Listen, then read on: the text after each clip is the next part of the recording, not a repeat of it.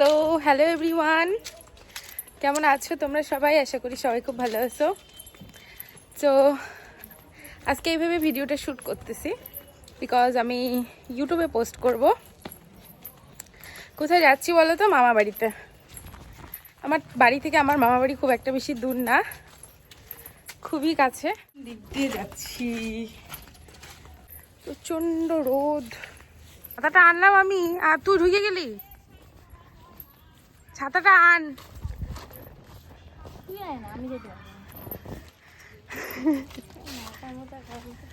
এই তো চলেও আসছি মামা বাড়ি।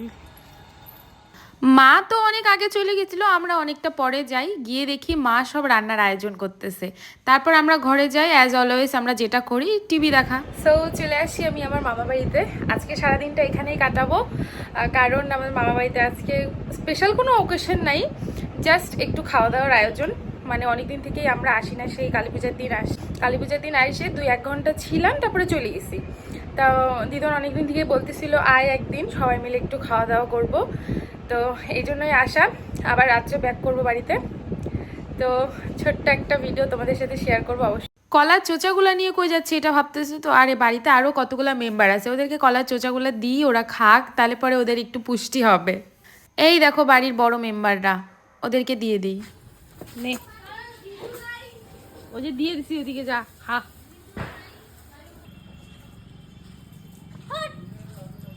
হাই গাইস, আমার দিদি একটু আগে কলার চোচা খাচ্ছিল।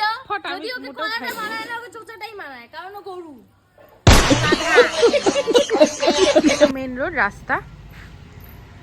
এখানে একটা জাম গাছ ছিল, এই জাম গাছটা দেখো কাটা। এই আম গাছটাতে আমি কম শয়তানি করি নাই। এই ছোটবেলাটাই আম গাছটার সাথে আমার অনেক স্মৃতি জড়ায় আছে। আমি তো গাছে চড়তে পারতাম না। আমার বড় মামা ওই রুমটাতে পড়তো সব সময়। এইটা আমার বড় মামার কেবিন, এখানে সব সময় পড়তো। আর আমরা এই জায়গাটাতে খেলতাম, এখানে আমরা গাছে খেলতাম। আর মামা খুব বকা দিত ওইখান থেকে। ছোট মামা হচ্ছে আমাদেরই, মানে আমার থেকে কয়েক বছরের বড়, তো প্রায় সেম হাইটেরই ছিলাম। ওরা হচ্ছে এই সব গাছে গাছে উঠতো, আমি গাছে উঠতে পারতাম না। আমাকে আমার মামা বলতো কি তুই এইটাতে ওঠ। কি ছিল আমার হচ্ছে গাছে ওঠার দৌড়, বাস এইটাতেই উঠে খেলতাম। আর এখানে খেলতাম, এই বারান্দায় খেলতাম। তুই তো মামা বাড়িতে বেশি খেলিসই নাই। আমি যদি লেটে করে এই দুনিয়া এসে, আমার দোষ ওটা। তোরই দোষ। আমি প্রচুর খেলতাম, প্রচুর। এই যে এই জায়গায় আমার অনেক স্মৃতি। তুমি कौन है ये लोग? বাড়ির ভেতরে এসে দেখি আমার বড় মামা কতগুলো বোম নিয়ে বেরোচ্ছে। কালী পূজার সময় বাড়িতে যাওয়া বোমগুলো এখন উনি ফাটাচ্ছে। চলো দেখি দিদন কি কি পিঠা বানাচ্ছে। দিদনের বানানো সব থেকে স্পেশাল পিঠা এই সাদা পিঠা। আর এই পিঠাটাই দুধে ভিজানোর পর যে ভিজানো পিঠাটা হয় সেইটা, এটা খুব ভালো বানায় দিদন। কুলি পিঠা ওই দিকটাতে সাদা পিঠা হচ্ছে, আর এটা হচ্ছে কুলি পিঠা হবে, এই জন্য পুর বানানো হয়েছে। ওই খাইলি তুই মাংস? তুই তো আবার পিঠা খাইস না, মাংস খাইস। এখন দিদন আমাদের সমস্তটা বাইরে দিচ্ছে যে এবার আমরা একটু খাবো, তারপর আমি একটু পাকামো করতে আসবো লাস্ট ফিনিশিং এ। এই দেখো চলেও আসছি পাকামো করতে। চেষ্টা করতেছিলাম আর কি দিদনের কাছ থেকে শেখার, কিন্তু হয় নাই, বিশ্বাস করো।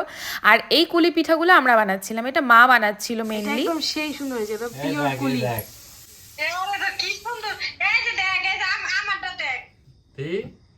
ওরে সবাই পিঠা বানাতেছিস কি রে? কি ব্যাপার? এই দেখ তেলাপোয়া বানাইছে, তেলাপোয়া না মালপোয়া। সাদা পিঠা না, মালপোয়া। হ্যাঁ মালপোয়া। আমাদের গল্প আর ভাষা শুনে নিশ্চয়ই অবাক হচ্ছে, এটা পুরোপুরি বাংলাদেশি ভাষা। আর আমার মাসিও বাংলাদেশেই থাকে, সবাইকে মিস করতেছিল, তাই একটু ভিডিও কলে কথা বলতেছিলাম। যাই হোক, আজকের ভিডিওটা এই পর্যন্তই।